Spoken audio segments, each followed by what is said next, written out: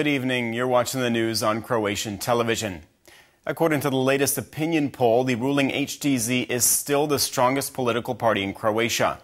Despite an approval rating of less than 27%, they are still well ahead of the SDP with just over 21%. The Živi Zid activist party is in a distant third, but continues to maintain a lead over the Most party. After a 3-month hiatus, the most popular politician is no one in particular, with almost 19% approval. In second place is President Kolinda Grabar-Kitarović with 16.5%, while Prime Minister Andrej Plenković rounds out the top three with 11%, a full 1.5% lower than the previous month. Overall, the negative perception of politicians in Croatia is on the rise. The Prime Minister tops the list of the most unpopular politicians with more than 24%. Next on the list is all politicians, while SDP President Davor Bernardić is in third with over 9% disapproval. In terms of issues, the controversial Istanbul Convention has overtaken the Agrokor crisis as the top concern among voters. Many people, including religious leaders and some within the ruling HDZ, believe the convention will lead to gender ideology. Meanwhile, support for the government and its policies continues to wane, as only 15% believe the country is moving in the right direction. The vast majority, meanwhile, disapprove of Croatia's course. Most party president Božo Petrov commented on the latest polls and his party's marginal rise in popularity over the previous month. The once perennial third option in Croatian politics continues to trail the Živi Zid by a few percentage points. While we have been hitting the pavement and presenting our plans to help people stay in Croatia through proposed legislation to improve the economy, as well as creating a more efficient public administration and a more transparent justice system, we can see that more and more people see the Most party as a modern option. Our goal is to finally make Croatia into a modern and transparent country. Meanwhile, in Slavonski Brod, with hydrocarbons in the drinking water within acceptable limits, Health Minister Milan Kujundžić plans to declare it safe to drink on Monday. Despite the expected announcement, city officials delivered water tanks to schools ahead of the resumption of classes. In all elementary and high schools, we have installed water tanks of 2,000 and 5,000 liters. Classes start on Monday. We just couldn't wait any longer. If on Monday they plan to announce that the water is safe to drink, kids must have drinking water available in every school by the time classes start. In other news, SDP President Davor Bernardić said he hopes a settlement deal will be reached with Agrokor's creditors by the announced deadline, but continued to be critical of the government's actions.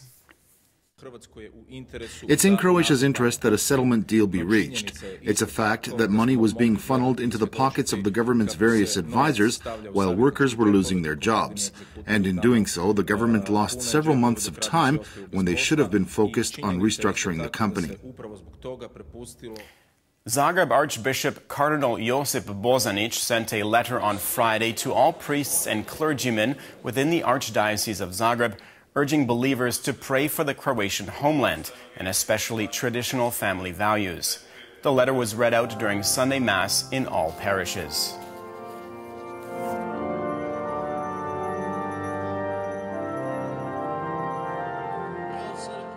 In the not-so-distant past, our church suffered through the oppression of various totalitarian regimes. In this way, we are especially sensitive to even the slightest attempt at altering ideologies that go against human nature and human dignity, as well as our religious calling. Taking a quick look at sports, Croatia beat Kazakhstan in Varaždin to advance to the semi-finals of the Davis Cup World Group. Marin Cilic, Croatia's top player and world number 3, secured the third and winning point after beating Michal Kukushkin in straight sets 6-1, 6-1, 6-1. I really played a great match. My serve wasn't working so well at first, but the other facets of my game were flawless. I was quick and I played very aggressively. I had lots of winners and I kept up the pressure on my opponent throughout the match. Croatia will host a tough United States team in September for a spot in the finals. They really don't have any weaknesses. They're great at both singles and doubles play. It'll be a very tough and demanding match, but at the same time, we're strong too. We will be well prepared for them and hopefully will advance to the finals. Several hundred runners participated in the Kaptol to Kaptol supermarathon from Zagreb to Čazma. The 61-kilometer run is the longest road race in Croatia. Zagreb's Dejan Radanac was overtaken in the final leg to finish in second place. Well, the weather was working against me. We practically went directly from winter temperatures of -2 to +20. It was difficult for me personally, and I don't like running in the heat. I was cramping up, so I slowed down a bit, and my competitors caught up a bit, but I held on till the end.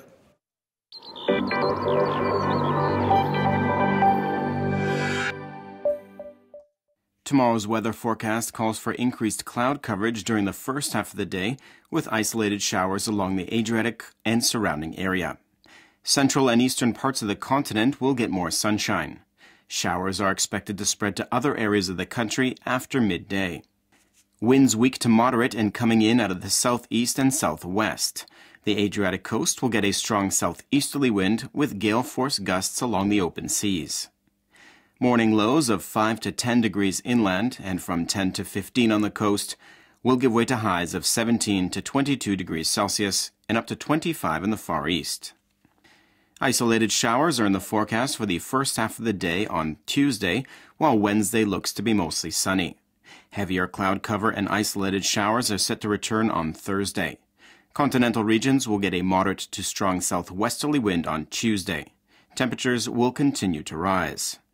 The northern coast can expect more rain in the north on Tuesday. Wednesday will be mostly sunny, while precipitation could return on Thursday along the central and northern coast. Winds weak to moderate and coming out of the southeast.